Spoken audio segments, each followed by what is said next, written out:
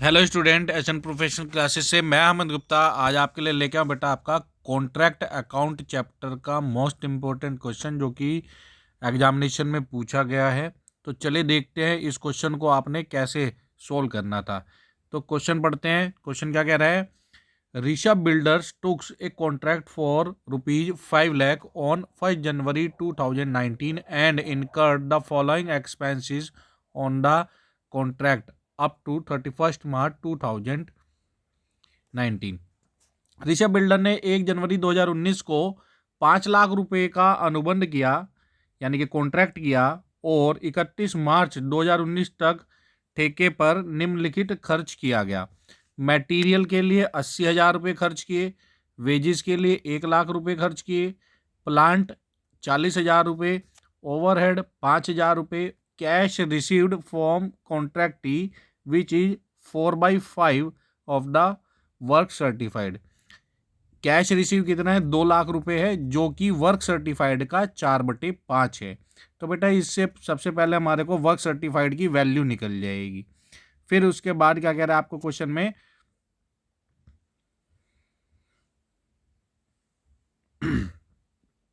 Material on hand at the end. Material last में material कितना बच गया हमारे पास? 5,000 रुपये का। प्लांट पे जो डेप्रिसिएशन लगाना है वो 10% पर एनम के हिसाब से लगाना है। बेटा डेप्रिसिएशन के केस में हमेशा एक चीज़ ध्यान रखेंगे, जब भी डेप्रिसिएशन के रेट के साथ हमारे को ये जरूर देखना चाहिए डेप्रिसिएशन की जो परसेंटेज दी हुई है उसके साथ पर एनम पर मंथ कुछ ऐसे शब्द तो नहीं दिया गया है। यदि ऐसा कुछ शब्द दिया गया है तो वहाँ पे हमारे को विशेष तौर पे ध्यान रखना है कि प्लांट को कितने समय अवधि के लिए, मशीन को कितनी समय अवधि के लिए यूज किया गया है उस पर्टिकुलर कॉन्ट्रैक्ट के लिए, उसी के अकॉर्डिंगली उस पर डेप्रिसिएशन आप चार्ज करेंगे। यदि पर एनम शब्द नहीं दिया गया, केवल 10% दिया गया, तो चाहे आपने 1 दिन के लिए यूज करी, चाहे 10 दिन के लिए यूज करी, चाहे 3 महीने के लिए यूज करी, चाहे 11 महीने 12 महीने के लिए यूज करी, फ्लैट वो परसेंटेज लगने वाली है। अब यहाँ पे इस क्वेश्चन में डेप्रिसिएशन ऑन प्लांट दिया गया है 10% और साथ में कह दिया पर एनम, मंथ के हिसाब से यूज करना है। शुरू में क्वेश्चन में आपने पढ़ा था, आपको जो कॉन्ट्रैक्ट जो शुरू किया गया था वो कब से किया गया था? 1 जनवरी 2019 को। और कब करा है काम? हम जो स्टेटमेंट बना रहे हैं, कॉन्ट्रैक्ट अकाउंट बना रहे हैं, वो 31 मार्च को, यानी कि 3 महीने का डेप्रिसिएशन इस पे लगाया जाएगा। चलिए अब इसके बाद आपको क्या कह रहा है? प्लांट रिटर्न टू स्टोर 5,000 रुपये का, loss of plant by fire 4,000 रुपये का, material return to store on 31 March 2019 2,000 रुपये का, और अमाउंट रिलाई from sale of plant cost. Plant की कॉस्ट कितनी थी? 11,000, और जिसको हमने बेचा कितने में है? 15,000 रुपये में। और फिर इसके बाद अमाउंट ऑफ वर्क अनसर्टिफाइड जो वर्क है उसकी वैल्यू दी हुई है आपको 10,000 रुपये। आपसे क्या कह रहा है? Prepare the contract account and work in progress account. तो चलिए देखते हैं इसका सॉल्यूशन कैसे बनना था बेटा कॉन्ट्रैक्ट अकाउंट के बारे में। तो जो हमने मटेरियल इशू किया है एक पर्टिकुलर कॉन्ट्रैक्ट के लिए, ये कॉन्ट्रैक्ट कंप्लीट करने के लिए हमारे को क्या क्या खर्चे हुए उसको हम कहाँ लिखेंगे? डेबिट साइड में। तो यहाँ पे लिख दिया मटेरियल जो इशू किया था 80,000 रुपये का, वेजेस पे करी थी 1 लाख रुपए की, प्लांट लगाए थे हमने 40,000 रुपये के, प्लांट जो इशू किया था इस कॉन्ट्रैक्ट पे काम कम करने के लिए, और ओवरहेड जो थे हमारे 5,000 रुपये के थे। ठीक है।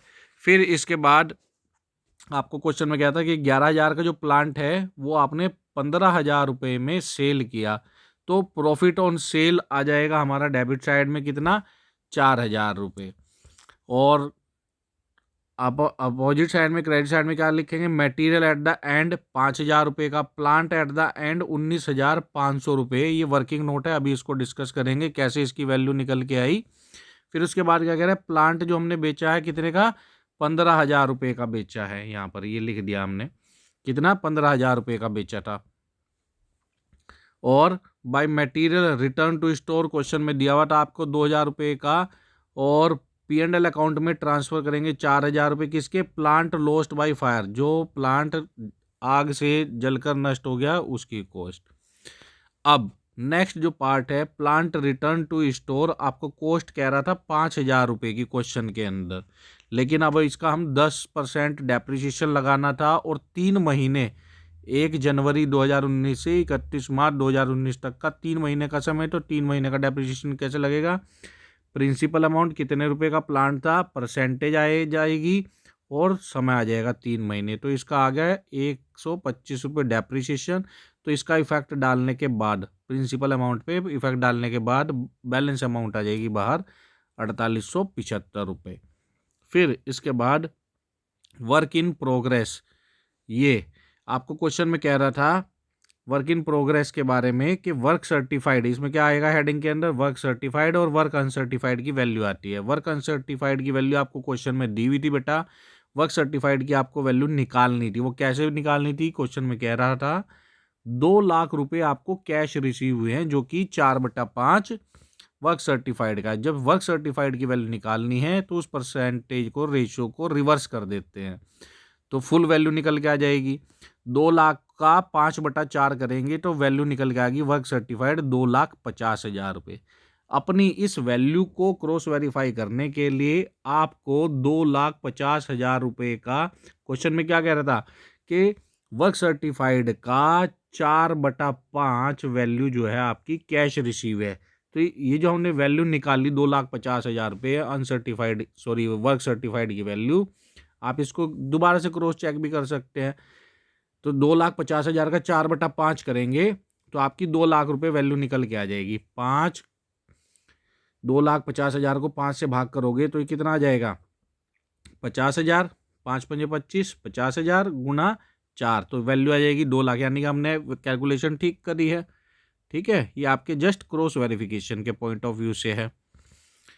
और इस प्रकार जो हमारा ये वैल्यू निकल के आई बेटा क्रेडिट साइड की, क्रेडिट साइड का सबका टोटल कर लेंगे। टोटल हमारा वैल्यू ज़्यादा आ रही है, कितनी आ रही है? 3,10,000 रुपये। डेबिट साइड की वैल्यू कम है, इसकी हम करते हैं तो जो डिफरेंस है वो क्या कहलाएगा? बैलेंस सीडी टोटल प्रॉफिट कहलाएगा। टोटल प्रॉफिट 81,375 रुपये। अब बेटा आपको ध्यान क्या करना है, क्वेश्चन के अंदर हमेशा कि आपका जो कॉन्ट्रैक्ट प्राइस है कितने रुपए का दिया गया है? 5 लाख रुपए का दिया गया है। कॉन्ट्रैक्ट प्राइस कितना है? 5 लाख रुपए का। तो एक नियम है कॉन्ट्रैक्ट वाले चैप्टर में, आपको जो टोटल प्रॉफिट है उसमें से कितना तो P&L अकाउंट में प्रॉफिट के तौर पे रखा जाए और कितना वर्क इन प्रोग्रेस के रूप में रखा जाए। तो वो नियम क्या कहता है कि अगर आपका वर्क सर्टिफाइड आपके कॉन्ट्रैक्ट प्राइस का 1/4 से कम है, तो 1/4 का मतलब 25% से कम है वर्क सर्टिफाइड कॉन्ट्रैक्ट प्राइस का, तो यह नहीं कहा जा सकता कि कॉन्ट्रैक्ट को कंप्लीट करेंगे तो प्रॉफिट होगा या नुकसान। तो उस कंडीशन में P&L अकाउंट में कुछ भी ट्रांसफ़र नहीं करते, सारा का सारा रिजर्व में रख लेते हैं। उसके बाद नेक्स्ट केस आता है, नेक्स्ट केस कहता है 1/4 से ज़्यादा और 1/2 से कम, यानी कि 25% से ज़्यादा और 50% से कम। तो उस केस में हमारे को रेशो में डिवाइड करना है, total profit upon cash, total profit multiply by cash receive upon work certified into 1/3। ये तो रखेंगे P&L अकाउंट में, बाकी रिजर्व में ट्रांसफ़र कर देंगे। अगर 50% से जाता है तो 1/3 की जगह टर्म यूज आ जाएगी 2/3। तो उसी पैटर्न को अपनाते हुए यहाँ पे क्या कह रहा है, कॉन्ट्रैक्ट प्राइस हमारा बेटा 5 लाख रुपए का है और आपका जो वर्क सर्टिफाइड है ये कितना आया? 2,50,000 रुपये, यानी कि 50% वैल्यू है। तो इसकी भी P&L अकाउंट में वर्किंग नोट अभी दिखाएंगे आपको, उसके अनुसार P&L अकाउंट में कितना ट्रांसफ़र करने के लिए आया? 43,400 रुपये जो प्रॉफिट निकल के आया था आपका, है ना? ये यहाँ पे आपका टोटल प्रॉफिट जो आपका आया है 81,375, इसमें से वर्किंग नोट 2 के अकॉर्डिंगली वैल्यू निकल गया। P&L अकाउंट में ट्रांसफ़र करना है 43,400 रुपये और बैलेंस अमाउंट जो है वो वर्क इन प्रोग्रेस अकाउंट में ट्रांसफ़र कर देंगे 37,975 रुपये की। चलिए अब वर्किंग नोट देखते हैं, तो सबसे पहले इसी का ही देखते हैं। इसमें क्या कह रहे हैं? अभी आपको बताया था हमने कि जो टोटल प्रॉफिट आया, क्योंकि टोटल प्रॉफिट आया 81,375 रुपये, और क्वेश्चन में कह रहा था कि जो कैश रिसीव है, हमने आपको फॉर्मूला क्या बताया था बेटा, टोटल प्रॉफिट जो है गुना cash receive upon work certified into, क्योंकि वर्क सर्टिफाइड कॉन्ट्रैक्ट प्राइस का 50% है, तो नियम क्या कहता है 50% या उससे ज़्यादा है लेकिन 90% से कम है, तो जो टोटल प्रॉफिट का कितना भाग P&L अकाउंट में ट्रांसफर करेंगे, 2/3 हिस्सा। तो 2/3 हिस्सा तो ये आ गया, क्यों, क्योंकि क्वेश्चन में कॉन्ट्रैक्ट की अमाउंट कह रहा था आपको 5 लाख रुपए की, और जो वर्क सर्टिफाइड आया था वो आया था 2.5 लाख रुपए का। ठीक है ना बेटा। तो 2/3 वाला रूल लग जाएगा। और क्वेश्चन में आपको ये कह रहा था कि 4/5 है कैश रिसीव जो है वर्क सर्टिफाइड का। अपनी कैलकुलेशन इजी करने के लिए हमने डायरेक्ट उसी फॉर्मूले को यूज कर लेंगे, नहीं तो आप वैल्यू भी रख सकते हो। कैश रिसीव कितना था 2 लाख, और वर्क सर्टिफाइड कितना है 2,50,000, तो इसको सोल्व करोगे तो यही आएगा 4/5। तो इसके अकॉर्डिंगली जो कैलकुलेट करके आया 43,400 रुपये, ये आपके बेटा ट्रांसफ़र कर दिए थे 43,400 रुपये P&L अकाउंट में। बाकी जो बैलेंसिंग फिगर आई 81,375 में से 43,400 घटा दोगे तो वो वर्क इन प्रोग्रेस अकाउंट में रिजर्व के तौर पे रखेंगे फ्यूचर के पॉइंट ऑफ व्यू से। ठीक है, अब प्लांट की कैलकुलेशन समझते हैं। ये जो हमने प्लांट लिखा था यहाँ पे एट द एंड निकल के आया था, प्लांट एट द एंड 19,500 रुपये का। ये कैसे कैसे निकल के आया था, तो बेटा आपको क्वेश्चन में कह रहा था कि जो प्लांट आपने इशू किया वो कितने का था, 40,000 रुपये का। प्लांट रिटर्न कर दिया, cost of plant return to store कितना था, 5,000 रुपये का। तो नेट अब कितना बचा, 35,000 रुपये का प्लांट बचा। उस 35,000 में से अग्नि द्वारा नष्ट हो गया प्लांट 4,000 रुपये का था, तो बैलेंस कितना आया 31,000 का प्लांट। उसमें से आपने 11,000 रुपये की लागत का, ध्यान रखेंगे 11,000 रुपये की लागत का प्लांट आपने बेच दिया, तो लागत घटा देंगे तो कितना बचा 20,000 रुपये का। 20,000 रुपये का प्लांट वो बचा जो आपने प्लांट पे काम करने के लिए एक तरह से यूज किया है। अब उस 20,000 के प्लांट पे डेप्रिसिएशन लगा देंगे। क्वेश्चन में क्या था 10% के हिसाब से, वार्षिक के हिसाब से आपने डेप्रिसिएशन लगाना है। 3 महीने यूज किया तो 20,000 का 10% गुना 3/12, क्योंकि 3 महीने यूज किया था तो उसका डेप्रिसिएशन कितना आया 500 रुपये। तो 20,000 में से 500 घटा देंगे तो 19,500 रुपये का प्लांट बचा जो कि आपने यूज किया था। ठीक है, तो ये 19,500 रुपये की वैल्यू वहाँ से निकल के आई। तो बेटा इस क्वेश्चन को कुछ इस प्रकार से आपने बनाना था। मोस्ट इम्पोर्टेंट क्वेश्चन है, मोस्ट इम्पोर्टेंट टाइप है कॉन्ट्रैक्ट अकाउंट के क्वेश्चन को करने के लिए। इस क्वेश्चन की आप अच्छे से तैयारी करें और चैनल के साथ जुड़ें ताकि जब भी हम नया अपडेट लेके आएँ उसका नोटिफिकेशन आपको प्राप्त हो। ठीक है बेटा, मिलते हैं अपने नेक्स्ट सेशन में। तब तक के लिए bye bye and best of luck for your examination.